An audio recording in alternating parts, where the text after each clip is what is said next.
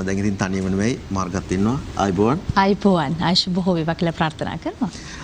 අපි සූදානම් අර මම විරාමයට යන්න පෙර මතක් කළා වගේ ඔබේ ජීවිතයට මගේ ජීවිතයට ආදර්ශ ගන්න වටිනාකම් එකතු කරගන්න පුළුවන් අපි කවුරුත් ආදරය කරන අපි කවුරුත් ගරු කරන කෙනෙකුට අපි ඉතාමත් ගෞරවයෙන් ආරාධනා කරා මැදිරියට එන්න කියලා. එතුමාගේ ජීවිත කතාවෙන් ගන්න තියෙන දේවල් ඔබ අපි එක්ක බෙදා හදා ගන්න. ඒ නිසා බොහොම ගෞරවයෙන් ආදරණීය පිළිගන්නවා. ඔගිල්වි මීඩියා ඔගිල්වි ඩිජිටල් රෙඩ්වර්ක්ස් කළමනාකර අධ්‍යක්ෂ ලලිත් සුමන සිරිගොඩ කඳ මහත්මයා ඉන්නවා අද දවසේ අපිත් එක්ක. ආයිබෝවන් ඔබතුමාට. ආයිබෝවන් තරංගයිබෝවන් මහත්මයා. මේ කතාබහ තුළ ඔබතුමාගේ කතාව පටන් ගන්නකොට මං හරි ආසයි ඔබතුමාත් මීට පෙරත් මාත් එක්ක කතා කරද්දී කිව්වා වගේ පොළොන්නරුවෙනුත් එහා ඈත ගම්මානයකින් පටන් ගත්ත පවුලේ 6 දෙනෙක් ඉන්න ලොකු පවුලක ජීවිතය ආරම්භ කරපු ඒ අතීතයෙන් පටන් ගන්න අද දවසේ රට විතරක් නෙමෙයි ලෝකයක් ජයගෙන ඉන්න කෙනෙක් විදිහට ඒ වගේ තැනකින් එන්න පුළුවන්ද කියන ප්‍රශ්නය අද දවසේ තරුණ තරුණයන්ට තියෙන්න පුළුවන්. ඒක නිසා එයාටත් හොඳ ආදර්ශයක් සපයන්න අපි යම් පොළොන්නරුව පැත්තට. බොහොම හොඳයි. මම හරිම කැමති මාතෘකාවක් මේ කතා කරන්න. කෙනෙක් හිතන්න පුළුවන් පොළොන්නරුවෙනුත් එහා කිලෝමීටර හරියට ගත්තොත් 15ක් විතර එහා තියෙන දුෂ්කර ගමක හැදුණු කෙනෙක් මල්ටිනේෂනල් ඇඩ්වර්ටයිසිං ඒජන්සි එකක ප්‍රධාන කාර්යභාරයක් කරන්නේ කොහොමද කියලා. එතෙන්ට එන්න පුළුවන්ද කියලා. සමහරු කියන්න පුළුවන් ඒක හීනයක් විතරයි කියලා. ඒක හීනයක් නෙවෙයි. ඒක යථාර්ථයක්. ඒක කරන්න පුළුවන් දෙයක්. ඒක මම කරලා තියෙනවා. ඉතින් මම හිතන්නේ මේ වැඩසටහන අහන බලන ඕන කෙනෙකුට සමහරවිට බොහොම දුෂ්කර පළාත්වල ඉන්න කට්ටිය අහනවා වෙන්න පුළුවන් මේක. ඔබ තුල අදහසක් තියෙනවා නම් අපිට මේ වගේ තැනකට යන්න බෑ කියලා. අපිට ඉංග්‍රීසි බෑ කියලා. අපි මේ ලොකු ලොකු තැන් වලට ගිහිල්ලා ඒවා කොහොමද කරන්නේ කියලා. ඒක මිත්‍යාවක්. මගේ දෙමව්පියොත් කවදාවත් ඉංග්‍රීසි කතා කරේ නැහැ. ඒ වුණාට මම අද මගේ ආයතනයේ ප්‍රධාන කාර්යාලයේ තියෙන ඇමරිකාවේ මම ඒගොල්ලොත් එක්ක ගනුදෙනු කරනවා. ලෝකේ තියෙන ලොකු සමාගම් සමග ගනුදෙනු කරනවා. එකම දෙයයි අවශ්‍ය වෙන්නේ. ඒක තමයි දැඩි අදිෂ්ඨානයක් තියෙනවා නම් කෙනෙකුට ඒ අදිෂ්ඨානය වෙනුවෙන් කැප වෙන්න පුළුවන් නම් යන්න පුළුවන් ඉස්සරහට. තව කාරණයක් තියෙනවා. කෙනෙක් අපි දන්නවා ඇස් පෙනෙන්නේ නැතු කෙනෙකුගේ අනිකුත් ඉන්ද්‍රිය ශක්තිය ගොඩාක් දියුණුයි. ඒ වගේ මේ දුෂ්කර පළාතක ඉන්න කෙනෙකුගේ යමකට ඔරොත්තු දීමේ හැකියාව මේ නගරයේ පහසුකම් සහිතව හැදෙන කෙනෙකුට වඩා ගොඩක් වැඩි. යමකට අනුගත වීමේ හැකියාව නගරයේ පහසුකම් යටතේ හැදෙන කෙනෙකුට වඩා ගොඩක් වැඩි. පොඩි උදාහරණයක් කිව්වොත් එහෙම මේ ෆාම් වල හැදෙන කුකුල්ලු ඉන්නව නේද? ඒගොල්ලන්ට ආහාර ටික ලැබෙනවා, උණුසුම ලැබෙනවා, බෙහෙත් ටික ලැබෙනවා. ඒගොල්ලන්ට තියෙන පිටර දාන්න විතරයි. ගම් වල හැදෙන ගම් කුකුල්ලු ඉන්නව නේද? ඒගොල්ලන්ට ආහාර ලැබෙන්නේ නැහැ. ආහාර හොයාගෙන කන්න ඕන. උණුසුම ලැබෙන්නේ නැහැ. බෙහෙත් ලැබෙන්නේ නැහැ. එතකොට වෙන සත්තුන්ගෙන් ආරක්ෂා වෙන්න ඕන. හැබැයි එයාත් පිටර දානවා. එතකොට මේ ගමේ හැදෙන කුකුලට ඕන දෙයකට ඔරොත්තු දෙන්න පුළුවන්. හැබැයි අර ෆාම් එකේ ඉන්න කුකුලා එක දවසක් එළියට දැම්මොත් එහෙම සතෙකුට අහු වෙලා විනාශ වෙන්න පුළුවන්, ලෙඩක් හැදිලා මැරෙන්න පුළුවන්, කන්න නැතුව මැරෙන්න පුළුවන්. ඒකෙන්ද මේ ගමේ ඉන්න කෙනාට දුෂ්කර ප්‍රදේශවල ඉන්න කට්ටියට තියෙන එක වාසියක් තියෙනවා. මම කියන්නේ ඒක එහෙම විය යුතුයි කියන එක නෙවෙයි. නමුත් යථාර්ථය ඒක. එවැනි යථාර්ථයක් තුළ අපි කොහොමද මේක ජයගන්නේ කියන එක. ඒතර ඒක තමයි දැන් මට තියෙන වාසිය මට ඕනම දුෂ්කර තත්ත්වයක් යටතේ වැඩ කරන්න පුළුවන්. මම සමහර දවස්වල මගේ කාර්යාලේ මම පැය 24 වැඩ කරනවා. සමහර ප්‍රොජෙක්ට්ස් වලට අපිට නියැලෙන්න උනහම පැය 24 වැඩ කරනවා. ඒ පන්නරය සහ ඒ රොතේදී මේ හැකියාව ඇවිල්ලා තියෙන මට අර ගමේ මම විඳපු දුකත් එක්ක. මේ මුල්වල ශක්තිය. ඒ මුල්වල ශක්තිය. කලහගල ඉඳලා මම ඉස්කෝලේ ගියේ මුලින්ම කලහගල කනිෂ්ඨ විද්‍යාලය කියලා පොඩි පාසලකට. ඊට පස්සේ මම යනවා රාජකීය විද්‍යාලයට. අපේ ගෙදර ඉඳලා කිලෝමීටර් 15ක් විතර එහින් තියෙන්නේ. එක බස් එකයි තියෙන්නේ ගමට යන්න. හවසට ඉස්කෝලේ ඇරිලා ආපුවාම අනිවාර්යෙන් සතියකට එක දවසක්වත් ඒ බස් එක කැඩෙනවා. එතකොට අර කිලෝමීටර් 15 මම පයින් ඇවිදගෙන ඉන්නේ ගෙදරට. හැබැයි අපිට කන්න නෑ එතකොට. මොකද කඩවල් නෑ, අතේ මුදලුත් නෑ එච්චර. ඉතින් අර මේ පරාග්ම සමුද්‍රයේ වැව් බැම්මද ගියේ තමයි එන්න තියෙන්නේ. ඉතින් ওই වැව් බැම්මේ තියෙනවා වීර ගස් තියෙනවා. ඉතින් ගස් වලට නැගලා වීර කඩාගෙන කරනවා. ওই ගමට යන වාහනයක් හම්බුනොත් ඕකක නැගලා අපි යනවා. හැබැයි ගෙදර එනවා. පහුවදාට ඉස්කෝලෙත් යනවා අපි. හරිද? ඉතින් හරි සුන්දරයි. ඔය කලහගල කියන ගම හැදිලා තියෙන්නේ එක පැත්තකින් තියෙනවා වස්ගමෝ ජාතික වනෝද්‍යානය. අබංගංග තියෙනවා. අබංගංගෙන් එහා පැත්තේ වස්ගමෝ ජාතික වනෝද්‍යානය. අනිත් පැත්ත තියෙනවා පරාක්කු සමුද්‍රයට වතුර යන ඇල. එතනින් එහා පැත්තේ තියෙනවා ගිරිතෙලේ මින්නේරිය වනෝද්‍යානය. ඉතින් ওই වනෝද්‍යාන දෙක මැද තියෙන ලස්සන ගමක් මේක. ඉතින් අපි කැලේ එක්ක හැදුනා. විවේක වෙලාවට ගිහිල්ලා අර ඇලට බැහැලා පීනනවා. අපිට ස්විමින් පූල් තිබුණේ නැහැ. පරාක්කම සමුද්‍රයයි ගඟයි තමයි අපේ ස්විමින් පූල් එක. ඕකේ තමයි අපි පීනන්නේ. ඒතර කැලේ යනවා සත්තු බලනවා. ඇති ඒ සුන්දර පරිසරයත් එක්ක අපි කියන්නේ දැන් ඕක දැන් කොළඹ ඉඳලා අපි දකින්නේ ඕක දුෂ්කරයි කියලා. හැබැයි මම දකින්නේ ඒක දුෂ්කර නැහැ. ඒක තමයි අපිට දාපු හොඳම පදනම ජීවිතේට. අද මම කිසියම් තැනක ඉන්නවා නම් ඒ ඉන්න තැනට අවශ්‍ය පදනම වැටුනේ ඔන්න ඔය දුෂ්කරත්වයත් එක්ක. ඒ සුන්දරත්වය තාම තියෙනවද ගමේ? අනිවාර්යයෙන්ම තවමත් මගේ විනෝදාංශය තමයි සත්තු බලන්න යන එක. මට වෙලාවක් විවේකයක් ආපු ගමන් මම කරන දේ කැලේකට ගිහිල්ලා මගේ භාර්යාවත් දරුවොත් එක්ක මම ආසම කරන තැන තමයි විල්පත්තුව. ඔතන ගිහිල්ලා දවස් දෙක තුනක් ඉඳලා සත්තුන්ව ෆොටෝ ගහලා ඒක භාවනාවක්. අපි සබාදහමෙන් නිර්මාණය වෙච්ච කට්ටිය. අපිට අපේ තියෙන එකම වෙනස අපිට යමක් හිතන්න විශේෂ හැකියාවක් තියෙන අනිත් සත්තුන්ට නැති. අපිට දෑත මහන්සි කරලා වැඩ කරන්න පුළුවන් අනිත් සත්තුන්ට නැති. ඕකින් විතරයි අපි වෙනස් වෙන්නේ. ඉතින් අපි සබාදහමටයි සමීප වෙනකොට මේ කාර්යබහුල ජීවිතයේ තියෙන අර මානසික ආතතිය නැත්තම් ඒ පීඩනය නැති වෙලා යනවා. දැන් ගොඩකන්ද මහත්මයා මම කැමතියි කතා කරන්න. අම්මයි තාත්තයි කියලා කියන්නේ අපේ S2 වගේනේ. උන්ටත් අපි S2 වගේ. එහෙම ඉන්න S2 වගේ ඉන්න අම්මයි තාත්තගේ ජීවිතේ ගොඩාක් දේවල් ඉගෙනගෙන තියෙන ඔබතුමා. විශේෂයෙන්ම අම්මගෙන් නැහැයි බැහැයි කියන්නේ නැතුව ඕනම දෙයකට වගකීමක් යුක්තව වැඩ කටයුතු කරන්න මුලින්ම කියලා දෙන්නේ අම්මා නේද? හොඳ ප්‍රශ්නයක්.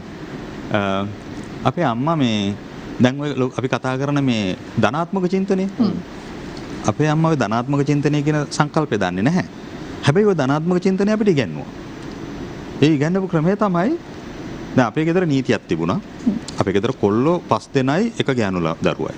හිතන්නකෝ ඒ කාලේ අම්මා කෙනෙකුට හොඳ තරුණ කොල්ලෝ 5 දෙනෙක් මේ අඩංගු කරගන්නවා කියන එකම ලේසි වැඩක් නෙවෙයිනේ. ඉතින් අපි හැමෝටම එක එක කාර්යයන් බෙදලා තියෙනවා ගෙදර. ඒත් එක්කම අලුතෙනුත් කාර්යයන් පවරනවා. හැබැයි කිසිම වෙලාවක බෑ කියන්න බෑ. බෑ කියන වචනේ තහනම් ගෙදර. බෑ කිව්වොත් ඉතින් ඒ කාලේ හොඳ පනිෂ්මන්ට් හම්බ වෙනවා අම්මගෙන්. හොඳද? දැන් අද අපි කියනවා එහෙම ළමයින්ට ගහන එක වැරදි කියලා. හැබැයි එදා කාලේදී ඒකේ තිබුණු වටපිටාවත් එක්ක අම්මා පාවිච්චි කරපු ක්‍රමවේදය ඒක. නෑ කියන්න බෑ මොනවටවත්. බෑ කියන්න බෑ. දැන් බැරි දෙයක් කිව්වත් අපි උපරිම උත්සාහය දරන්න ඕන ඒකට. දරලා ඇවිල්ලා තමයි කියන්න ඕන මේ වැඩේ කරන්න අමාරුයි ටිකක් කියන එක. හැබැයි තවමත් දැන් මට මගේ කාර්යාලයේ මම වැඩ කරනවා ලංකාවේ තියෙන ප්‍රධාන පෙළේ සමාගම් එක. සමහරලාට ඒගොල්ලෝ අපිට පවරන වැඩ කටයුතු ඉතා ප්‍රබල බරපතල කටයුතු. කෙනෙකුට හිතන්න පුළුවන් මේක කොහොමද කරන්නේ කියලා. හැබැයි අර පොඩි කාලේ ලැබුණු පන්නරේ කියන්නේ බෑ කියන්නේ නැහැ කියන එක තියෙනවා. තාමත් ඒක මගේ ජීවිතේ තියෙනවා. තාමත් මම කිසි දෙයකට බෑ කියන්නේ නැහැ. උත්සාහයක් දරපුවාම කොහෙන් හරි මොකක් හරි ක්‍රමවේදයක් හම්බ වෙනවා. ඔක කරන විදිහ. දැන් බෑ කියන ඒ කියන්නේ ඔක ආකල්ප. දැන් අපිට යමක් කරන්න නම් අපිට දැනුම තියෙන්න ඕන. අපිට හැකියාව තියෙන්න ඕන. අපිට ආකල්ප තියෙන්න ඕන. ඔය දැනුම විතරක් තිබිලා ප්‍රමාණවත් නැහැ යමක් කරන්න. ආකල්ප කියන එක ඉතාමත්ම වැදගත්. අර අපි ඉංග්‍රීසියෙන් කියනවා can do attitude කියලා. ඒ කියන්නේ මට කරන්න පුළුවන් කියන ආකල්පය. ඔය මට මේක කරන්න පුළුවන් කියන ආකල්පයෙන් යමකට බහිනකොට යමකට ප්‍රවේශ වෙනකොට ඇත්තට මේක කරන්න පුළුවන් ක්‍රමයක් හම්බ වෙනවා.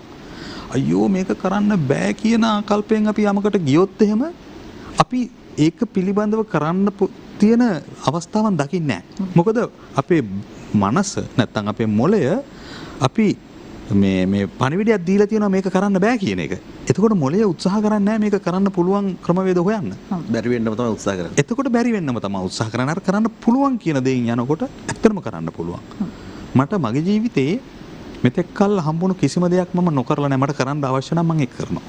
ඔබතුමාගේ ක්ලයන්ට්ස්ලා එහෙම නැත්නම් ඔබතුමා වැඩ කරන ආයතන ඔබතුමා සම්බන්ධ වෙන ආයතන කීප දෙනෙක් එක්කත් මට කතා කරන්න අවස්ථාවක් ලැබුණා. ඒ තැන්වලදී කියපු කාරණාවක් තමයි මේ ඔබතුමා අරන් එනවා විවිධ අදහස් concept. හැබැයි ගෙනාවට පස්සේ අපි ඒකට මේක මෙහෙම වෙන්න බෑ. මේක වෙනස් වෙන්න ඕනේ. ඉතින් ඔබතුමා කිසිම සැලීමක් නැහැ. හැබැයි ඒ කියපු දෙයටත් වඩා හොඳ එකක් ඊට පස්සේ ඔබතුමාගෙන් එළියට එනවායි කියලා. මොකද්ද මේ රහස? ඒක අර ආකල්පය. අපිට ඕනම දෙයකට අපිට ඉබේ ලැබෙන්නේ නැහැ. ඕනම දෙයක් අපි උත්සාහ කරන්න ඕන ලබා ගන්න. ඒ උත්සාහ කරන්න ඕන කියන අපේ ආකල්පය තියෙනවා නම් අපිට මේක ලබා ගන්න පුළුවන්. ඒ කියන්නේ අර ස්ටිව් ජොබ්ස් කියනවා ලෝකේ වෙනස් කරන්න පුළුවන් කියලා හිතන මිනිස්සු. ලෝකේ වෙනස් කරන්න බැහැයි කියලා අයියෝ මේ තියෙන දේ අපිත් කරගෙන ඉන්න ඕන අපිට අලුත් දෙයක් කරන්න බෑ කියලා හිතනවා නම් කවදාවත් කරන්න බෑ. අපි යමක් කරන්න පුළුවන් කියලා ඉස්සෙල්ලා තමුන්ට sannivedanaya කරගෙන තියෙනවා නම් ඒක කරන්න පුළුවන්. මගේ සේවාදායකයොත් එක්ක මම වැඩ කරනකොට මම ඉන්නේ ප්‍රචාරණ ශාස්ත්‍රයේ. ප්‍රචාරණ ශාස්ත්‍රය කියන්නේ හැමදාම අලුත් දෙයක් කරන්න ඕන ශාස්ත්‍රයක්. එකම දේ හැමදාමත් කරගෙන හිටියොත් මේ ශාස්ත්‍රය තුල පවතින්න බෑ. නිර්මාණශීලීත්වය කියන එක අත්‍යවශ්‍යයි. අපි මොන දේ කරත් ඒ නිර්මාණශීලීත්වයේ අපි කරන කාර්යය තුල තියෙන්න ඕනේ. දැන් අපි මේ දවස්වල 2022ට සැලසුම් සකස් කරනවා. මේ 2022 සැලසුම් සකස් කරලා අපේ සේවාදායකයන්ට ඉදිරිපත් කරනකොට ඒ සැලසුම තුල අලුත් දෙයක් තියෙන්න ඕනේ. එතකොට තමයි අපේ පාරිභෝගිකයා ඒ දේ වැළඳගන්නේ. හැමදාම එකම දේ කරගෙන ගියොත් එතන නවතාවයක් නැහැ. නිර්මාණශීලීත්වයක් නැති නිසා සමහරවිට පාරිභෝගිකයෝ අපේ භාණ්ඩයෙන් වෙන තැනකට යනවා. ඉතින් දැන් පහුගිය මම මගේ ශාස්ත්‍රයට ඇවිල්ලා දැන් අවුරුදු 20ක් විතර වෙනවා. 20ටත් වැඩි. ඒ පහුගිය 20 අවුරුදු 20 පුරාවටම අපි අලුත් දෙයක් කරනවා. මේ අලුත් දේවල් ඕන තරම් තියෙනවා. අපි දකින්නේ නැති එකයි තියෙන ප්‍රශ්නේ. අපි හිතන්නේ නැති එකයි තියෙන ප්‍රශ්නේ. අපි අපේ මනස පුරුදු කරගත්තාට පස්සේ මේ අලුත් විදියකට හිතන්න අපිට ඕන තරම් අලුත් දේවල් තියෙනවා කරන්න. අලුත් දේවල් හොයාගෙන යන්න, අලුත් දේවල් හඳුනා ගන්න ඔබේ තියෙන ඒ ඕමනාව, සහ ඉවසීම මේ සියලු දේවල් කැටි වෙච්ච ගමනක් ඇවිදලා තියෙනවා. දැන් මේ ගමන් වලදී ජීවිතේ කඩම් වැටිච්චම තැන. එහෙම නැත්නම් නැගිට ගන්න අමාරුම වෙච්ච තැනුත් නැතුව ඇතිද තියෙනවද කොහොමද? අනන්තවත් තියෙනවා. මම කිව්වොත් එහෙනම් මගේ ජීවිතය බොහොම හැම දෙයක්ම හොඳට වෙලා අද මම මෙතන ඉන්නවා කියලා නැහැ. කඩාගෙන වැටිච්ච තැන් අනන්තයි. සමහර සිදුවීම් මම O level සාමාන්‍ය පෙළ විභාගය කරේ 88. 1988 කියන්නේ මේ ලංකාවේ ඉතිහාසයේ එක දුෂ්කරම කාල පරිච්ඡේදයක්. අපි හැබැයි කොහොමද ජීවිතේ බේරගත්තා. හිතාගන්න එතෙන්ට අපිපත් වුණා. අපි තරුණ ළමයි ඒ කාලේ. ඉතින් අපිත් හරි කැමති පාසලේ ස්ට්‍රයික් කරනකොට අපි ඉස්සරහින්ම ගිහිල්ලා කතා පවත්වනවා, කතා කරනවා ළමයි වෙහෙවනවා. ඉතින් ඒවා අර තරුණ ජවියත් එක්ක වෙච්ච දේවල් ඉතින්. එතකොට එතන කඩාවැටීමක් තියෙනවා ජීවිතේ. ඒ වගේ හැබැයි මේ කඩාවැටීම් කියන්නේ මම කියන්නේ ඒක තමයි අපේ ගුරුවරු. පාසලේ උගන්වන ගුරුවරයාට අපි දැනුම දෙනවා අපිට. හැබැයි අපේ ජීවිතේ කඩාවැටීම්, පරාදවීම්, පසුබැසීම් කියන ඒක ඊට වඩා හොඳ ගුරුවරයෙක්. ඒ කඩාවැටීමෙන් තමයි අපි ඉගෙන ගන්නේ ආයෙ කඩාවැටෙන්නේ නැතුව ඉස්සරහට යන්නේ කොහොමද කියන එක. ඒ කඩාවැටීමෙන් දෙන පාඩම අවුරුදු ගාණක් විශ්වවිද්‍යාලයෙන් දෙන පාඩමට වඩා වදිනවා. ඒක දැනෙනවා ඒක අපිට.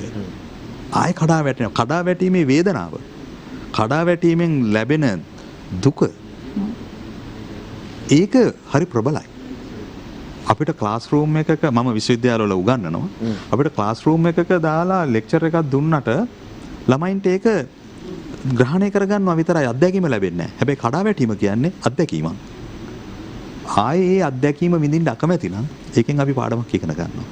මගේ ජීවිතේ කඩාවැටීම් කියන එක හරි සාමාන්‍යයි. සෑහෙන කඩාවැටීම් තියෙනවා. හැබැයි කඩාවැටුණට අපි වැටෙන්න හොඳ නැහැ. හොඳම කතාව අද දවසේ අපි අහපු. කඩාවැටෙන්න පුළුවන්. හැබැයි අපි වැටෙන්න හොඳ නැහැ. අපි වැටෙන්නේ නැතුව මේකෙන් කොහොමද ඉස්සරහට යන්නේ කියලා හිතන්න ඕන. වැරදීම් නැතුව කවුරු. මොකද මෙහෙම එකක් තියෙනවානේ. අපි අලුත් දෙයක් කරනකොට ඒක අසාර්ථක වීමේ ලොකු අවදානමක් තියෙනවා. හැබැයි ඒ අවදානම ගන්නෙ නැතුව අපිට අලුත් දෙයක් කරන්න බෑ. එතකොට ඒ අවදානම ගන්න කෙනා තමයි අලුත් දෙයක් කරන්නේ. අලුත් දෙයක් කරන්න යනකොට කඩා වැටෙන්න පුළුවන්. ඒ අවදානම තියෙනවා. හැබැයි ඒ අවදානම ගන්න කෙනා විතරයි අලුත් දෙයක් හැමදාම කරන්නේ. දැන් මේ ගොඩකන්ද මහත්මයා කිව්වා කොළඹ විශ්වවිද්‍යාලයේ එතුමාගේ විශ්වවිද්‍යාලේනකොට එතුමාත් මේ වෙනකොට බාහිර කතිකාචාර්යවරයෙක් විදිහට මතන විශ්වවිද්‍යාල ගණනාවක බාහිර කතිකාචාර්යවරයෙක් විදිහට වැඩ කටයුතු කරනවා. මතන මේක ලැබෙන්නේ අර විශ්වවිද්‍යාල කාලේමයි නේද? ඔබතුමාගේ කුප්පියට සහභාගී වෙච්ච ගොඩක් යාළුවෝ ඇති. මම ජයවර්ධනපුර විශ්වවිද්‍යාලයට යන්නේ මම කළමනාකරණ උපාධිය කරන්න. එතකොට කළමනාකරණ උපාධිය කරනකොට අපි ගමෙන් ආපු කට්ටියනේ.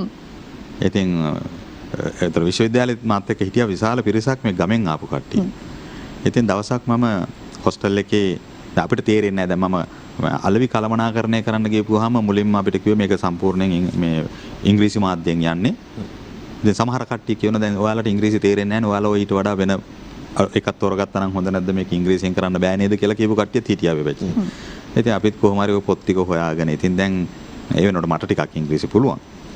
ඉතින් දැන් මාත් එක්ක තව කණ්ඩායමක් හිටියා හොඳටම අමාරුයි.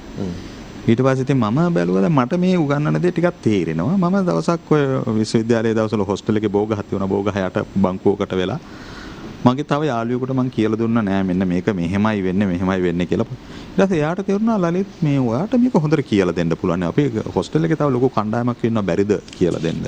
එහෙම තමයි පටන් ගත්තේ ඔය වැඩේ කුප්පි කියන එක. ඉතින් පළවෙනි අවුරුද්දේ ඉඳලා අවසාන අවුරුද්ද දක්වා මම ආචාර්යවරයා දේශන ශාලාවේ උගන්වන එක ඊට පස්සේ මම ආපහු අර කණ්ඩායමට වෙනම උගන්වනවා. ඒකට අපි විශ්වවිද්‍යාල භාෂාවෙන් කියන්නේ කුප්පියක් දානවා කියලා. හැබැයි මගේ කුප්පිය බැරල් එකක් බවට පත් වුණා මොකද?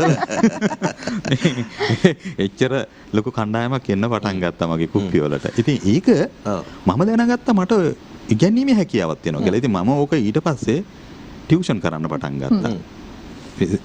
මේ දේශනාවසන් වෙලා යනවා මේ ටියුෂන් කරන්න අර පුජ්‍යලික කුඩා පන්ති. ඉතින් මම ඒකෙන් හොඳ ආදායමකුත් ගත්තා. ඔබතුමා දැන් කතා බහ කරගෙන විශ්වවිද්‍යාලයට එනකොට විශ්වවිද්‍යාල සමයට එනකොට දැන් අපිට කෙනෙක් ඉන්නවා දුරකථනයේ. විශ්වවිද්‍යාලය කාලය ගැන කතා කරපු නිසාම එතුමත් ඔබතුමාගේ ඒ කාලේම මිත්‍රයෙක් විදිහට හුඟක් දේවල් අපිට බෙදා හදා ගන්න පුළුවන්කම ලැබෙයි. කැලණි විශ්වවිද්‍යාලයේ අලුයකරන කළමනාකරණාංශයේ මහාචාර්ය බණ්ඩාර වන්නිනායක මැතිතුමා අපිත් සමග ඉන්නවා. ආයුබෝවන් ඔබතුමාට. දැන් ලලිත් සුමනසිරි ගොඩකන්ද මහත්මයා අපිත් එක්ක ඉන්නකොට එතුමාගේ විශ්වවිද්‍යාල ජීවිත කතාව ආරම්භය ගැන කතා බහ කරනකොට කුප්පිය දාපු එහෙම ගැන කියනකොට ඔබතුමා කොහොමද මේ මතකයත් එක්ක අපිට ටිකක් ඒ අතීතයේ සිහිපත් කරලා දෙන්නේ? ඇත්තටම ලලිත් සුමනසිරි කියන චරිතය ප්‍රධාන වෙන්නේ 1996 අපි ශ්‍රී ජයවර්ධනපුර විශ්වවිද්‍යාලයේ අලෙවි කළමනාකරණ විශේෂ උපාධිය හැදෑරීමට අපේ විශ්වවිද්‍යාලයට ඇතුළත් වෙන කාලේ තමයි අපි දෙන්න ඇත්තටම අඳුරගන්නේ. එතකොට විශ්වවිද්‍යාලය තුළ අවුරුදු 4ක් අපි එකට ගත කරා. ඊට පස්සේ විශ්වවිද්‍යාලයෙන් පස්සේ දැන් අවුරුදු 20ක් විතර අපි ඊටම ළඟින් ආශ්‍රය කරනවා. මගේ හොඳ මිත්‍රේ. ඇත්තටම කුප්පි කතාව පටන් ගත්තොත් මේ විශ්වවිද්‍යාලයේ තියෙන ඒකේ උපසංස්කෘතිය තියෙන භාෂාව තමයි කුප්පි කියලා කියන්නේ. ඒ කියන්නේ මේ අපේ ආචාර්ය උගන්ලා ගියත් පස්සේ තේරෙන්න තියෙනවා අපි අර දන්න කෙනෙක් කරහා අපි අපුතර ගන්නවා. ඒකෙදී ප්‍රධාන වශයෙන්ම හිටපු කෙනෙක් තමයි ලලිත්. අදට ලලිත් හොඳ අවබෝධයක් තිබුණ හැම විෂයක් ගැනම ඉතින් එන්නා උගදෙනෙක් ලලිත් රටා එක්කලා මොකද විෂය කරුණු අතරම දැනගත්තා. හැබැයි ඊට අමතරව ඊට වැඩි ගොඩක් දේවල් තියෙනවා ලලිත් කතා කරනවා. මාධ්‍ය කතා කරන්න පුළුවන් ඒවා අපි කතා කරමු නේද? ඔව් කතා කරන්න පුළුවන් දේවල් ටික කියන්නේ ඒ විශේෂයෙන්ම මෙහෙමයි. ලලිත්ගේ මම දකින විශේෂත්වය තමයි ඒ දවස්වල ඉඳලා මම ප්‍රශ්තිය ලලිත් හම්බෙන දවසෙන් තමයි දැනුව විශේෂත්වය තමයි ඕනෑම දෙයක් අර බැලන්ස් එකේ කරනවා කියන්නේ සමබරව කරන්න පුළුවන්කමක් තියෙනවා. ඒක අර කලාතුරකින් දිගින්න දෙයක්. මොකද අන්තවාදී වෙන්නේ නැහැ. මොකද විශ්වවිද්‍යාලයේ දැන් මම ළමයි 10 ගානක් එකද වැඩ කරනවා. මට දැන් තේරලා තියෙන ප්‍රශ්නේ තමයි ළමින් මේ සමබර වීම කියන්නේ හරි අඩුයි දැන් කාලේ නම්. ඒකට දේශපාලනය කරා කාලෙක. දේශපාලනය කරා කියලා කියන්නේ මෙහෙමයි. ස්ටෝන් කවුන්සිල් එකේ සිටියා දේශපාලන පක්ෂ වලට ඒවා සම්බන්ධ ඇති එක ආකාරයෙන් නම් ඒවට සම්බන්ධ වෙලා හිටියට මෙයා අන්තවාදී. මෙයා අනිත් පාර්ශ්වයත් එක්ක උනත් ඊටම සහයෝගය වැඩ කරනවා. හරි කියන වැරදි කියන. හැබැයි මොනතර එක අන්තයකට ගිහිල්ලා ඉවරලා මේකම තමයි හරි මේක නැත්නම් වෙන කිසිම දෙයක් වෙන්නේ නැහැ කියලා අන්න ඒ අර මානසික මට්ටමේ නැලිස් හිතේ නෑ කවදාවත්. ඒක හරි හොඳ මේක. ඔව්. ඒ වගේ තමයි ක්‍රීඩාවට සමහරවිට සම්බන්ධ නැහැ. ක්‍රීඩාවත් එක්කම ගිහිල්ලා හැමදාම ග්‍රවුන්ඩ් එකේ හිටපු කෙනෙකුත් නෙමෙයි. සියල්ල සමබරයි. විනෝදුනා ඊට පස්සේ ඒක විනෝද මක දේවල් අපි කරා ඒකට ඒකටම බර වුණේ නැහැ. හැබැයි අධ්‍යාපනයත් ඒ වගේම සම්බරව කරා. ඒක තමයි ඒක වැදගත් කරන්නේ. ඒකට ඒ කියන්නේ උදාහරණයක් වශයෙන් අපි ගත්තොත් එහෙම දැන් විභාගයක් ලඟ වෙනකොට අපි ඔය තේරුම් නවත්තන සමාජ පාඩම්. හැබැයි ඒ වෙනකන් අපිට තියෙන කාලය තුල ගොඩක් දේවල් අපි කරා. ඒ විශ්වවිද්‍යාල කාලේ කියන හරි සුන්දරයි. ඒකම කියනවා නම් විශ්වවිද්‍යාල කියන එක ඒක අමුතුම දෙයක්. ඒක විලින්න ඕනේ. මොකද අර බිල්ඩින් එකක් හතරක් බිල්ඩින් එක 24ක් ඇතුලේ ගේන විද්‍යාවක් කරනවා වගේ නෙමෙයි විශ්වවිද්‍යාල ජීවිතය කියන්නේ. ඒක ටිකක් වෙනම සමාජීය මේ ඉගෙනුමක් තියෙන එක. සෝෂල් ලර්නින් එකක් තියෙන එක. අර ටෙක්නිකල් ලර්නින් එකට අමතරව මම හිතන්නේ අපි ඒක හොඳටම කරා මේ ලලිත් ඒ කාලය තුල මේ විනෝදයෙන් සහ රටට වැදගත් පුරවැසියෙක් බිහි කරන ගන්න මට්ටම දක්වා එයා යම් කිසි දියුණුවක් ලැබුවොත් මේක තමයි. දැන් ඔබතුමා මහාචාර්යතුමනි දැන් ඔබතුමාලගේ විශ්වවිද්‍යාල ශිෂ්‍ය කාලයේදී ඔය කියපු කාරණා අතර අපි හොඳටම කරා කියලා කියනකොට හොඳටම කරපු දේවල් ගැන මම අහන්නේ ටිකක් කතා කරන්න පුළුවන් මට්ටමේ දෙයක් කියලා මට ආරංචි වුණා. මේ මලගෙවල් එහෙම හොයාගෙන ගියයි කියලා ආරංචියක් තියෙන්නේ.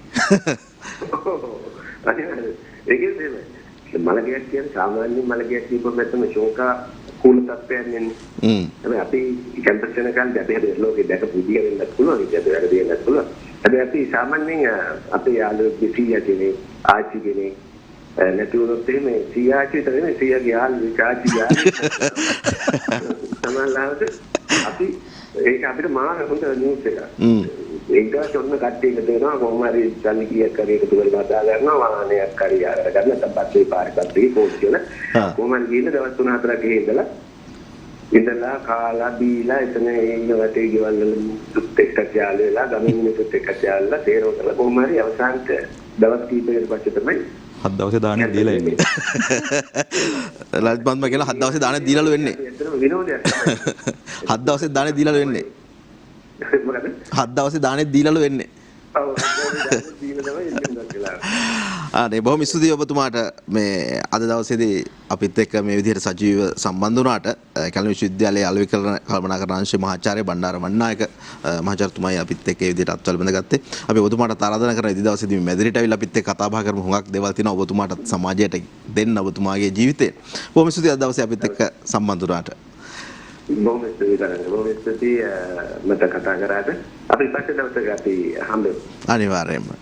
කොහොමද ඔබතුමාට මේ මිත්‍රත්වය පිළිබඳව පොඩ්ඩක් සිහිපත් කරොත් එහෙම? ඊට කලින් මලගෙදරකදී වෙච්ච හොඳ සිද්ධියක් ඒක කතා කරලෙමු. ඒක හොඳයි. කියනකොට මතක් වුණා.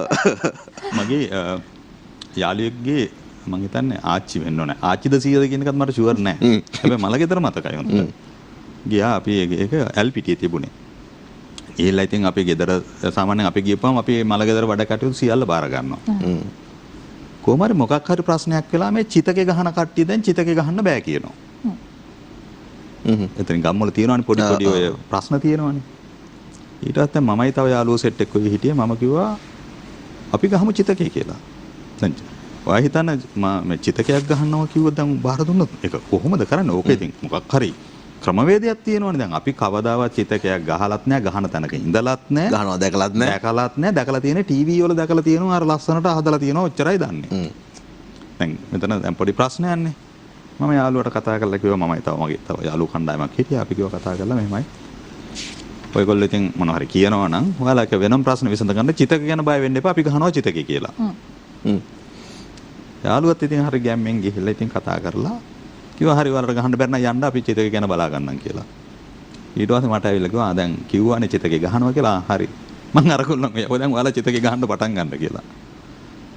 ජීවිතේට චිතකයක් ගහලා තියා චිතකයක් ගහන තැනක ඉඳලවත් නැහැ. හැබැයි අපි චිතකේ ගැහුවා. ගහලා පිච්චුවා. ඒක තමයි අභියෝග බාර ගැනීම. අභියෝග බාර ගැනීම. ඉතින් අපි කවදාවත් දන්නේ නැහැ කරපු නැති වැඩක්. ඉතින් ඒක හොඳ මතකයක් මට අහපු ප්‍රශ්නෙත් අමතකයි එතකොට ඔබතුමා කියන්න. ඔව් මෙතුමත් එක්ක තියෙන සම්බන්ධතාවයත් එක්ක කොහොමද මේ මිතුරුදම සහ අපි කතා බහ කරතුගේ මහාචාර්යතුමා ගැන කොහොමද ඔබතුමාට කියන්නේ? නෑ මහාචාර්යතුමා කියන්නේ අපි කියන්නේ කැම්පස් එක යනකොට අපි කියන්නේ බණ්ඩාර කියලා කියන්නේ.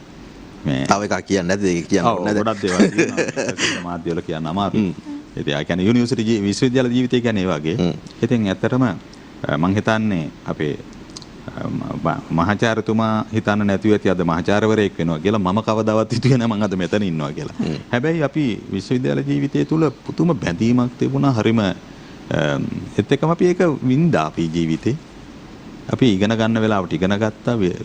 සෙල්ලම් කරන වෙලාවට අපි සෙල්ලම් කරා. එතකොට අනිත් වැඩවලට යෙදෙන වෙලාවල් වලට අපි ඒ වල යෙදුණා. අපි කිසිම දෙයක් අර මහාචාර්යතුමා කිව්වා වගේ මේ ඒක අන්තයකට ගියේ නැහැ.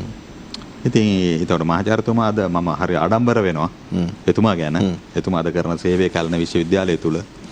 ඉතින් ඒ වගේ යාළු පිරිසක් අපි විශ්වවිද්‍යාලය තුල අපි හිටියා කණ්ඩායම් දෙකක්. ඒ කියන්නේ ඩබල් බැච් කියලා.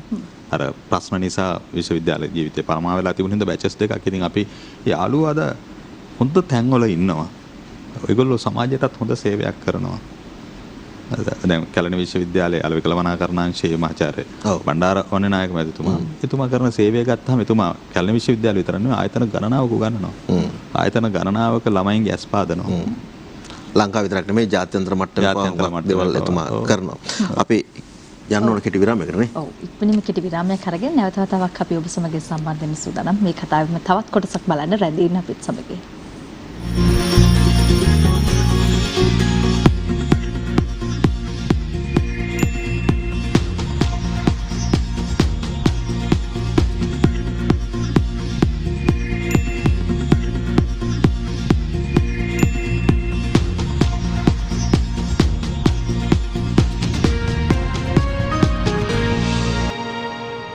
මගේ අපේ ජීවිත නිවැරදි තැන්වලට ගෙනියන්න ඕන කාරණා සාධක හොයාගන්නට ලංකාවේ විතරක් නෙවෙයි ජාත්‍යන්තරයක් ජයගත්ත සුවිශේෂී චරිතයක් අපිත් එක්ක කතා බහ කරමින් ඉන්න වෙලාවක්. ලයිට් සෝනසිරි ගොඩකන්ද මහත්මයාත් එක්කයි මාර්ග අපි කතා කරමින් ඉන්නේ. ඔව් ඉතින් කතා බහ කරන අතර වාරයේදී බොහෝ දේවල් තියෙනවානේ කතා බහ කරන්න. ඒ නිසාම අර මේ අපි මහාචාර්යතුමා කතා කරනකොට කිව්වා නේද තරංග බොහොම සමබරව ඕන දෙයක් කරන්න පුළුවන් කෙනෙක් තමයි කියලා ගොඩකන්ද මහත්මයා.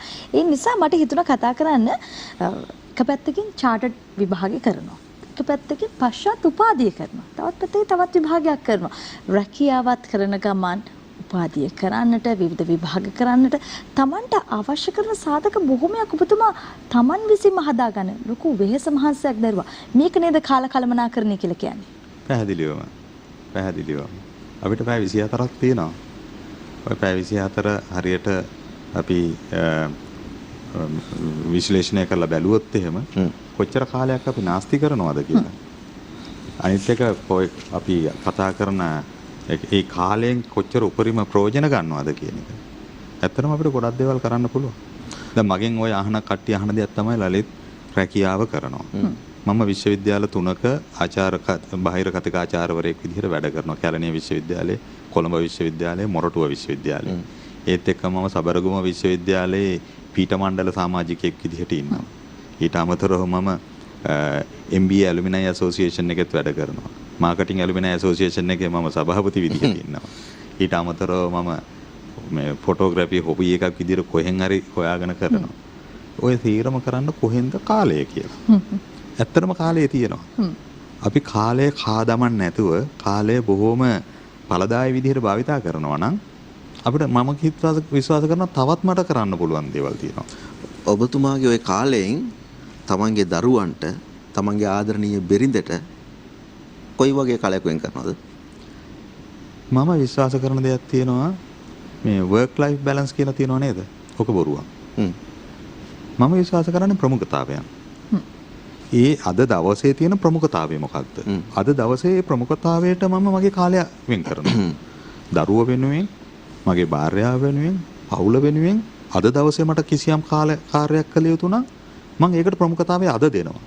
හැබැයි හෙට මගේ කාර්යාලයේ වැඩවල ප්‍රමුඛතාවය වෙන්න පුළුවන්. එතකොට මට මගේ කාලසටහනක් තියෙනවා. දැන් මේ මාසෙම මගේ කාලසටහනේ දින සහ වේලාවල් වෙන් කරගෙන තියෙනවා. එතකොට මම දකිනවා හෙට දවස් ඇතුළත මගේ තියෙන ප්‍රමුඛතාවයන් මොනවද?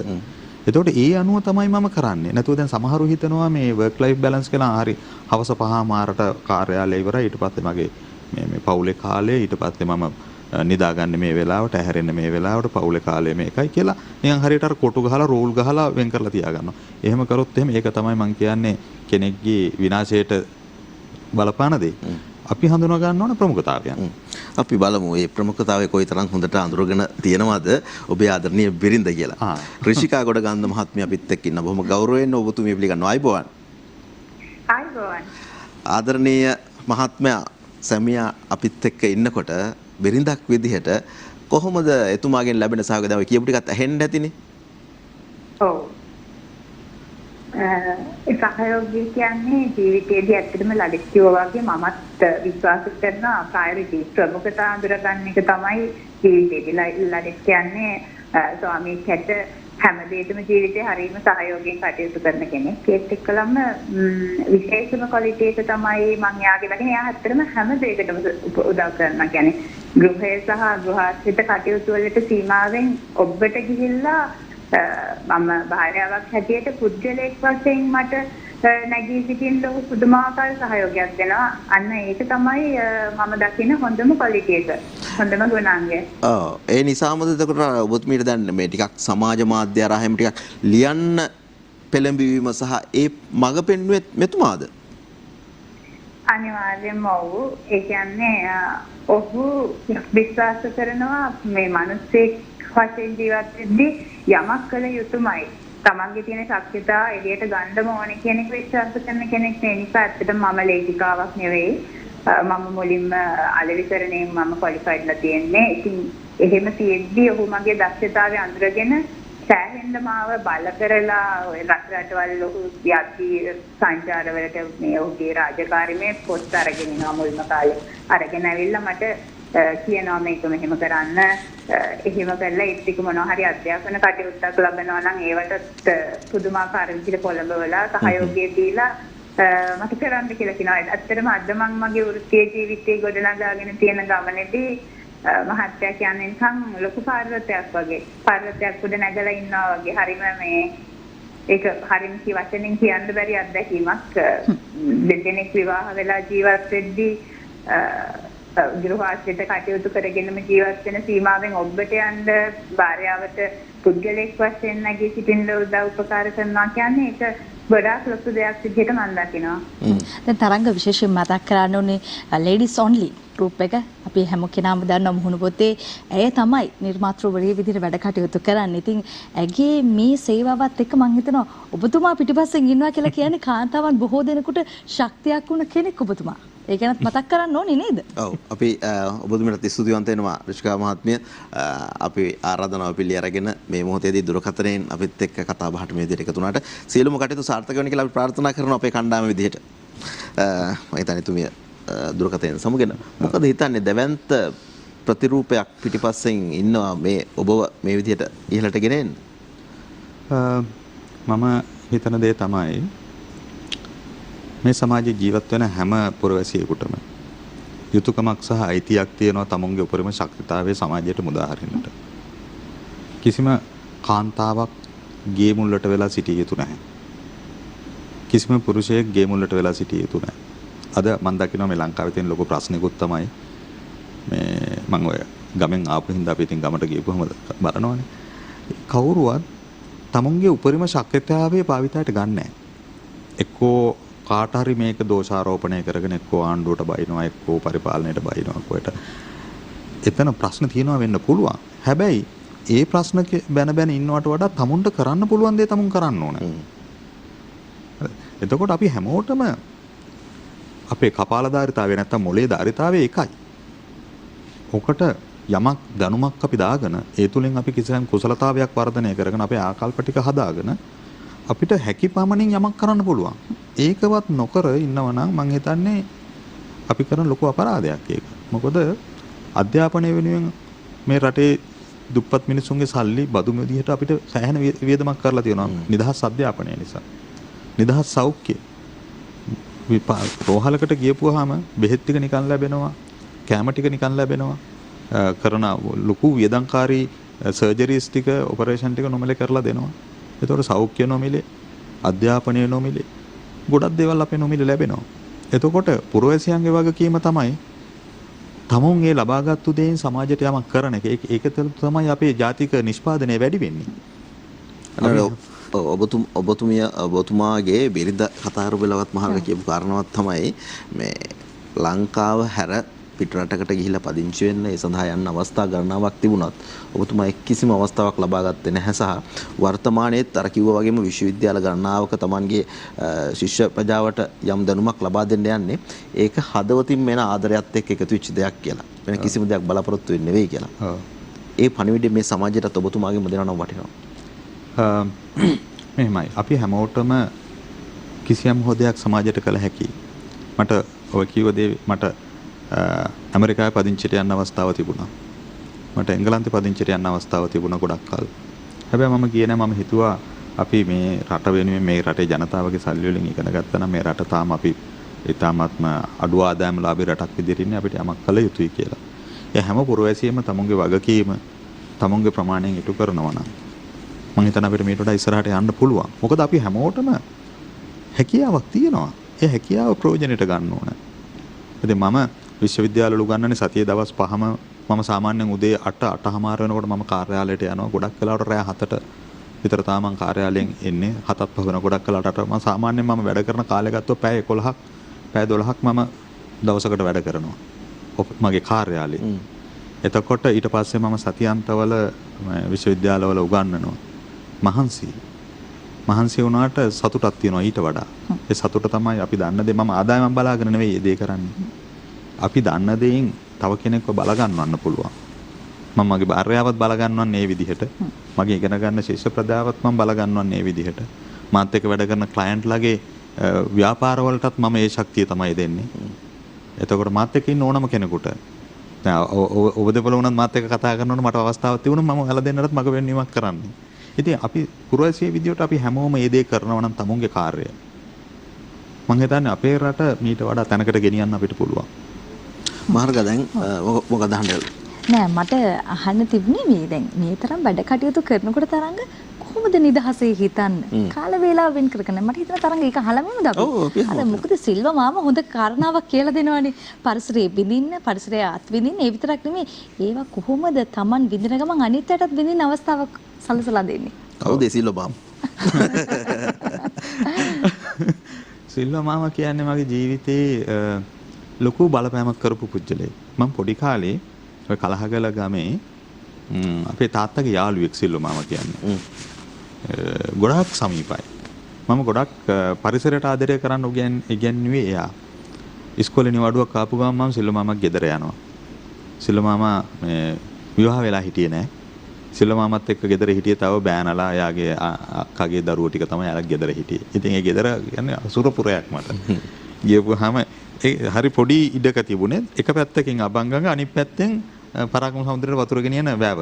ඉතින් එහෙ ගිහිල්ලා දැන් මට හිතන්න තියෙන්නේ අබංගඟෙන් නානවද කැලෙන් නානවද?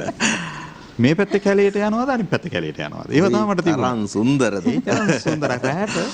එයා වැඩ කරේ මේ වාරි මාර්ග දෙපාර්තමේන්තුවේ මුරකරුවෙක්. එක කාලයක් මුරකරුවෙක්. ඉතින් එතන තියෙනවා ඔය මේ අංගමැඩිල්ල කියලා අර රජ කාලේ බැඳපු බැම්ම. මම ගියා මගේ වැඩසටහනකට පහුගිය දවස්.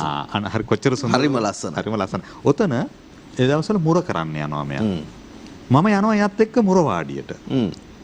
ගියපුවම රැට කනා මැදිරියෝ පිරීලා රැට ඉර මේ තරු ඉතින් අර සද්ද ඕවත් එක්ක සත්තු කෑ ගහන සද්ද ඕවත් එක්ක තමයි හැදුනේ. ඉතින් ඒ තරම් සුන්දර අත්දැකීමක් ජීවිතේට විඳලා නැහැ. සමවෙන්න මම ඔබතුමාට බාධා කරනවා. ඔබතුමා ඔය ලස්සන සිහින ලෝකයක් අපිට කියන්නේ වර්තමානයේට ඕක විඳින්නම ඕන. අපිටත් යම් අත්දැකීමක් තියෙනවා. ඔබතුමා ඒක ඉතා හොඳින් විඳලා තියෙනවා.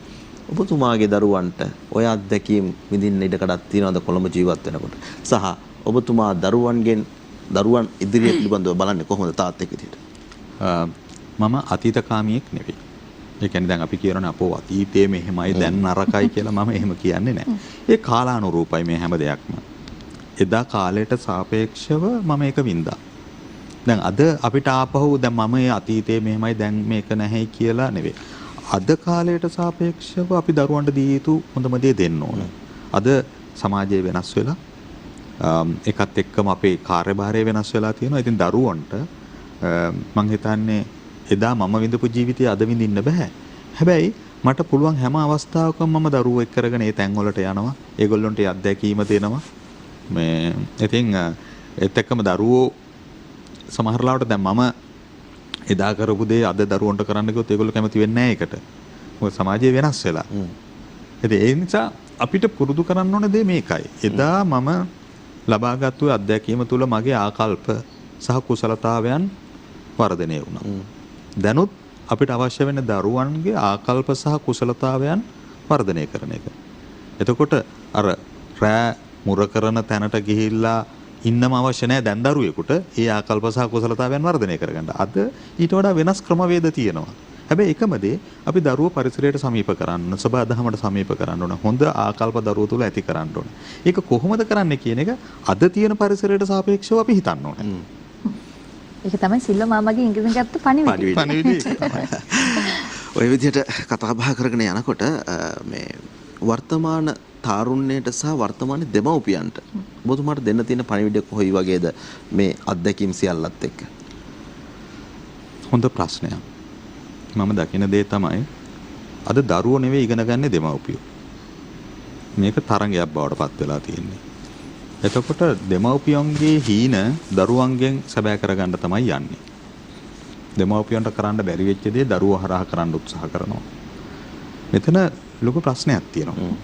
ඒ ප්‍රශ්නේ තමයි දරුවන්ට දරුවන්ගේ ස්වීයත්වය. එහෙම නැත්නම් අර දරුවෝ විදිහට නැත්නම් තමුන්ගේ අනන්‍යතාවයක් ඇතුව හැදෙන්නේ නැහැ. දරුවෝ හැදෙන්නේ දෙමව්පියන්ගේ අනන්‍යතාවයත් එක්ක. එතකොට දෙමව්පියෝ මේ දරුවන්ව අත්හැරපු දවසට නැත්නම් දෙමව්පියෝගේ වෙන් වුණු දවසට මේ දරුවන්ට තනියම යමක් කරන්න බෑ. ඒකෙන්ද මම දෙන පණිවිඩය තමයි දැන් මගේ දෙමව්පියෝ මට කිසියම් මාර්ගයක් පෙන්වුවා විතරයි. මට ගෝල් එකක් දුන්නේ මෙන්න මෙතෙන්ට යන්න ඕන, ડોක්ටර් කෙනෙක් වෙන්න ඕන, ඔයා ඉංජිනේර කෙනෙක් වෙන්න ඕන කියලා මට කිව්වේ නෑ. මට කිව්වේ පුතා ඉගෙන ගන්න ඔයා. අපි මගේ තාත්තා කියපු කතාවක් තියෙනවා. මම තියෙන සියලුම ධනෙ විකුණනවා නැතික වියදම් කරලා හරි ඔයාලට උගන්වනවා, දරුවන්ට උගන්වනවා. ඔයාලා ඉගෙන ගන්න. හැබැයි එයාලා කවදාවත් බල කරේ නෑ ඔයා වෛද්‍යවරයෙක් වෙන්න කියලා බල කරේ නෑ. ඔයා ඉංජිනේරුවෙක් වෙන්න කියලා බල කරේ නෑ. එයා බල කරේ ඉගෙන ගන්න. අපි වැරදි මාමත් වල ගිහිල්ලා තියෙනවා අනන්තවත් මම. හැබැයි ඒගොල්ලෝ ඊට පස්සේ තවම ආයෙ වැරදි මාවතෙන් මාව හරි මාර්ගයට දාලා ඉවරලා කියන්නේ දැන් ආයෙ මේක යන්න. හැබැයි ඔයා මෙහෙම කරා කියලා ඒක කවදාවත් ආයෙ මතක් කරන්නේ නැහැ. ආයෙ දාලා ඉවරලා හරි මාවතට දැන් දැන් මගේ දෙමව්පියන්ට කියන්න තියෙන්නේ දැන් අද වෙන්නේ සමාජයේ ගෙදරින් ස්කූල් වෑන් එකට, ස්කූල් වෑන් එකෙන් ඉස්කෝලේට, ඉස්කෝලෙන් ආයෙ ස්කූල් වෑන් එකට ගෙදරට. ওই පිටිපස්සේ දෙමව්පියෝ ඉන්නවා. පැය භාගයක් පරක් වුණොත් දරුවන්ව අරන් එනවා අපි ගිහිල්ලා. හරිද? එතකොට දරුවන්ගේ අනන්‍යතාවයක් හැදෙන්නේ දුෂ්කරතාවයන් වලට ඔරොත්තු දෙන්න පුළුවන් හැකියාවක් දරුවෝ තුළ නිර්මාණය වෙන්නේ නැහැ. අලුත් පරිසරයකට හුරු වෙන්නේ නැහැ. ඉතින් එතකොට හරියට ආන ගම් කුකුලයි ෆාම් කුකුලයි වගේ තමයි. මේගොල්ලෝ හැදෙන්නේ මේ ෆාම් කුකුල්ලෝ වගේ. මම කියන්නේ මේගොල්ලෝ ටිකක් හදන්න ඕන ගම් කුකුල්ලෝ වගේ. එතකොට තමයි ඔරොත්තු දීමේ හැකියාව, ශක්තිය එන්නේ. වැඩි අවශ්‍ය නැහැ. මගේ කාර්යාලයේ ළමයි 150 200ක් වැඩ කරනවා. මම දකින විශේෂ වෙනස්කමක් තියෙනවා. ගමෙන් එන දරුවගේ කොළමින් එන දරුවගේ. කොළමින් එන දරුවා හොඳට ඉංග්‍රීසි කතා කරන්න පුළුවන්. ටිකක් අපි කියන්නේ පොලිෂ් කියලා. පොලිෂ් ටිකක් පොෂ් ගතියක් තියෙනවා. ආකල්ප හොඳයි. ගමෙන් එන දරුවා ටිකක් රෆ් පොලිස් නෑ. හැබැයි ගමෙන් එන දරුවට ඔරොත්තු දීමේ හැකියාව ඉතාමත්ම ප්‍රබලයි. නගරේ දරුවට ඔරොත්තු දීමේ හැකියාව අර ගමේ දරුවා තරම් නෑ. මේක තමයි ප්‍රශ්නේ. හොඳයි. මේ වෙලාවේ අපිට ඉන්නවා තවත් ඔබේ අවුරුදු 20ක විතර ඉතිහාසයත් එක්ක සම්බන්ධ මිත්‍රයෙක්. මම කවුද කියලා නම කියන්නේ නැහැ. එතුමාට මම ආරාධනා කරන බොහොම ගෞරවයෙන් ඔබේ මිත්‍රයෙක් අපිත් එක්ක මැදිරි ඉන්න වෙලාවක ඔබේ හඬ අවදි කරන්න අපි බලමු අඳුර ගන්න පුළුවන් වේද කියලා. ආයිබෝන් ඔබතුමන්ට. ආයිබෝන්ද. රවි. වචනයක් කියද්දී අඳුරගත්තා මේ අපි බොහොම ගෞරවයෙන් පිළිගන්නවා ඔබතුමාව රවීන්ද්‍ර කුඤ්ඤා මහත්මයා. මේ මිත්‍ර සමාගම පිළිබඳව කතා බහ කරොත් එහෙම කොහොමද අපිට මෙතුමා ගැන ඔබතුමාට කියන්න තියෙන්නේ? ලලිත් කියන්නේ හරිම සුවිසලි පරිදයක් මගේ ජීවිතේ. මොකද 2004 පමණ කාලයේදී තමයි මම පළමුවෙන්ම ලලිත්ව දකින්නේ. මොකද මම ලාංඡන කළමනාකරුවෙක් හැටියට GlaxoSmithKline අපි කියන පැන්ඩෝලා ආයතනයේ වැඩ කරද්දී ලලිත් ඔගිල්වි ආයතනයේ මාධ්‍ය අංශයේ කළමනාකරු විදිහට තමයි මට හම්බ වෙන්නේ. ඉතින් මම පළවෙනි සැරේම ලලිත් හම්බෙච්ච වෙලාවේ මම දැක්ක දේ තමයි ලලිත් කියන්නේ පුදුමාකාර ආකර්ෂණයක් තියෙන චරිතයක්. ඉතින් දැන් පොඩි කතන්දරයක් කිව්වොත් එහෙම ඒ කාලේ පැනඩෝල් එකේ අපිට පිපල් ලොකු චැලෙන්ජර්ස් ගොඩාක් තිබිච්ච කාලයක්. ඒ කාලේ තවත් කම්පිටිටිව් බ්‍රෑන්ඩ් එකක් මාකට් එකට දැවිලා මාකට් ෂෙයාර් එක ගොඩාක් අඩු වෙනවා. ඉතින් ඒ කාලෙදී ලලිත්යි මටයි අපේ ක්‍රියේටිව් ටීම් එකට මේකට කියන්නේ ට්‍රයල් එකක් කියලා. ඉතින් අපිට තිබ්බ චැලෙන්ජ් එක තමයි මේ ලලිත් අපි ඔක්කොම එකහුව වෙලා මේක කොහොමද ගොඩ නගන්නේ කියන එක. ඉතින් මේ කාලෙදී ලලිත් මට දැක්වූ සහයෝගය සම්බන්ධය මට කියන්නේ ඒක මට හරිම අමරණීයයි. ඉතින් මම දැක්ක කාරණා කීපයක් ලලිත් මෙහෙම කතා කරද්දී මම හරි ආසාවෙන් අහන් හිටියා. එයාගේ මේ ජීවිත ගමනේ එයා කරලා තියෙන ලොකු හපන්කම් ගොඩාක් එක්ක එයා ගොඩාක් ඉදිරියට ආපු පුද්ගලෙක්. ඉතින් තරම් මම දැක්කේ තමයි ලලිත් කියන පුද්ගලයා පුදුමාකාර නම්‍යශීලී නිහතමානීකමක් කියලා. ඒ කියන්නේ දැන් කිව්වා අපි දැන් ක්ලයන්ට් අපි ඒකට එයා ඇවිල්ලා ඒජන්සියෙන් ඇවිල්ලා ටීම් එකක් එක්ක ඇවිල්ලා සමහර මොකක් හරි ප්‍රසන්ටේෂන් එකක් කරනවා මොකක් හරි සංකල්පයක්. මේ සංකල්පේ සමහරක් වෙලාවට අපි කෑලි වලට කඩලා අපි කියනවා නෑ අපිට මේක එපා මෙහෙම කළ යුතුයි කියලා.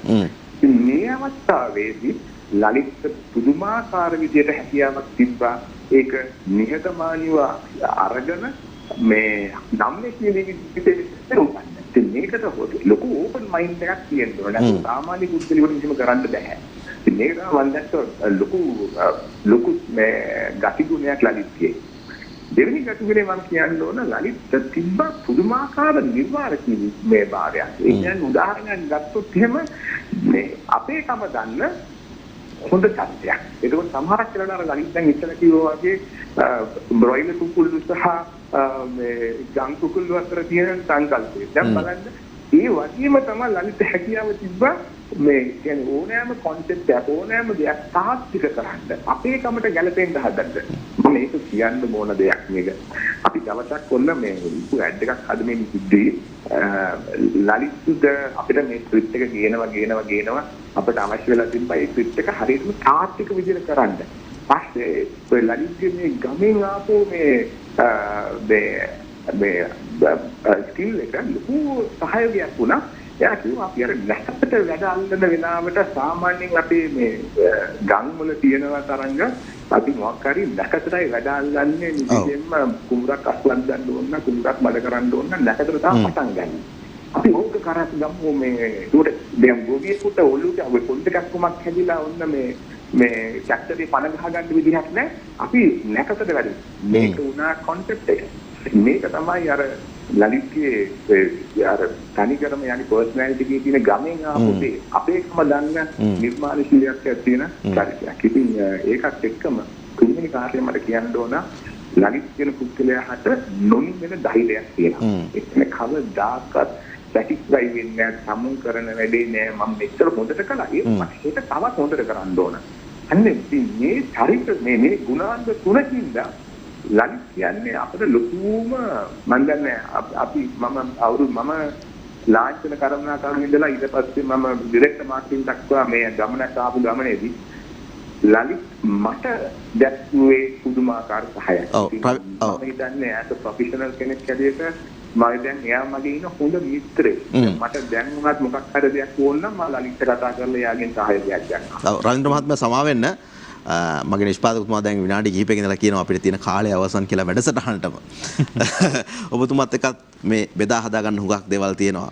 අපිට තව කාලෙ තිබුණා හරි වටිනවා. අපි තව දවසක මුණ ගැහිලා කතා බහ කරමු. සමාජයට දෙන්න හුඟක් දේවල් තියෙනවා. Thank you රවි. බොහොම ස්තුතියි. ඔබතුමාටත් ස්තුතිවන්ත වෙන ගමන් රවීන්ද්‍ර කුඤ්ඤා මහත්මයාත් එක්ක කතා කළේ. අපිට තියෙන කාලය අතරම අවසන් වෙලා තියෙන්නේ. අවසාන වශයෙන් තප්පර කිහිපකින් යමක් කිව්වොත් අපේ ප්‍රේක්ෂකාගාරයට අපි හැමෝටම මනුස්සය විදිහට ලොකු හැකියාවක් කුසලතාවයක් තියෙනවා. ඒක අපි එළියට ගන්න ඕන. දැනුම පස්සේ විතරක් යන්න එපා. දැනුමත් එක්ක කුසලතාවයන්. මොකද අපේ සමාජයේ ගොඩක් කට්ටිය හැමදේම දන්නවා. හැමදේම දන්නා කිසිවක් කරන්න බැරි කට්ටිය බවට පත් වෙලා තියෙනවා. දැනුම විතරක් ප්‍රමාණවත් නැහැ. දැනුමත් එක්ක කිසියම් කුසලතාවයක් හදාගන්න ඒත් එක්කම ආකල්ප නිවැරදි ආකල්ප වර්ධනය කරගන්න ඕන. මෙන්න මේ තුන අපි හරියට හදාගත්තොත් දැනුම කුසලතා සහ ආකල්ප අපිට යමක් කරන්න පුළුවන් මේ සමාජයේ. අපි අර කාරණා දෙකකට බෙදාගත්තොත් සමහර කාරණා තියෙනවා අපිට පාලනය කළ නොහැකි කාරණා. ඒවා ගැන එච්චර වද වෙන්න යන්න එපා. මොකද ඒවා අපිට පාලනය කරන්න බැරි දේවල්. හැබැයි අපිට පාලනය කළ හැකි කාරණාවන් තියෙනවා. අන්න ඒ පාලනය කර හැකි කාරණාවන් පිළිබඳව අවධානය යොමු කරලා අපි පොඩිවට හරි පටන් ගන්න. කොහෙන් හරි යමක් පටන් ගත යුතුයි. ඒ පටන් ගත්තාම ඒක අත්හරින්න එපා. නොපසුබට උත්සාහයකින් අදිෂ්ඨානයකින් ඉස්සරහට යනවනම් ජීවිතයේ සාර්ථකත්වය ළඟා කරගන්න කමාරු නෑ. අනිත් එක සාර්ථකත්වය මනින්න ඕන තවත් කෙනෙක් දිහා බලලා නෙවෙයි, තමුන්ගේ අරමුණු දිහා බලලා. අපි දැන් මේ වෙලා තියෙන්නේ මගේ සාර්ථකත්වය මම මනින්න යන්නේ තවත් කෙනෙක් දිහා බලලා. එයා කරපු දේෙන් මගේ සාර්ථකත්වය මනින්න බෑ. මගේ ඔබ හැම කෙනෙක්ගේම සාර්ථකත්වය මනින්න තමුන් කරපු දේ. මේ සෝෂල් මීඩියා වලින් වෙලා තියෙන දෙයක්. ඒක හින්දා සෝෂල් මීඩියා වල යන දේවල් දිහා නෙවෙයි බලන්න ඕනේ. තමුන්ගේ අරමුණ මොකද්ද? තමුන් කොහෙටද යන්නේ? තමුන් ඒක මාවතේ යනවද? ඒකත් එක්ක බලන්න බැලුවොත් මං හිතන්නේ ජීවිතේ ජය ගන්න පුළුවන්. ඔබතුමාට බොහොමත් ස්තුතිවන්ත වෙනවා. විශේෂයෙන්ම අපිට විශ්වවිද්‍යාලයක අත්දැකීම් බෙදා ගන්න හැකියාව ලැබුණා වගේ. පොත් 10ක් 15ක් කියවුවා වගේ අත්දැකීමක් අපේ ජීවිතවලට එකතු වුණා. ඒ ගත්ත දේවල් එකක් දෙකක් ඔබේ ජීවිතේ ක්‍රියාත්මක භාවයට ගේන්න කියලා අපි ඔබට බොහොම ආදරෙන් ඉල්ලා සිටිනවා. අපි එතුමාට ස්තුතිවන්ත වෙමු. අනිවාර්යයෙන්ම. ඉතින් අපි ස්තුතිවන්ත වෙනවා එතුමාගේ ජීවිත කතාව ජීවන අත්දැකීම් අපිත් එක්ක බෙදා හදා ගන්නවට. මේ ඔගිල්වි මීඩියා, ඔගිල්වි ඩිජිටල්, ඒ වගේම රෙඩ්වර්ක් කළමනාකරණ අධ්‍යක්ෂ ලලිත සුමනසිරි ගොඩකන්ද මහත්මයා. බොහොම ස්තුතියි අපිත් එක්ක රැඳී හිටියාට. මම හිතන ඔබතුමාගෙන් ලබාගත් බොහෝ වටින කියන දේවල් අපේ ජීවිතේ හැමදාමත් අපිට ගන්න පුළුවන් විශේෂ උපාඩම්. බොහොම ස්තුතියි. ගොඩක්ම ස්තුතියි. එහෙනම් අපි යන්න සූදානම් වෙනවා ඊටමත් කෙටි විරාමයකට. විරාමයෙන් පස්සේ තවත් වැදගත් වටින දේවල් ඔබට බෙදා හදා දෙන්න අපේ නිෂ්පාදක කණ්ඩායම සූදානම් අපිත් එක්ක.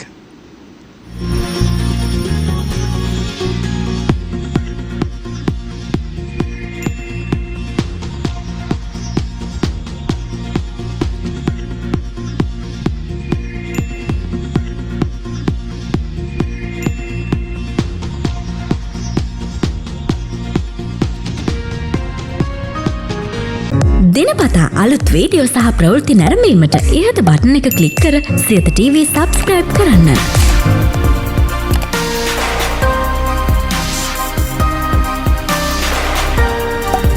අලුත් වීඩියෝ ගැන මුලින්ම දැනගන්න මෙම සීනුව ක්ලික් කරන්න.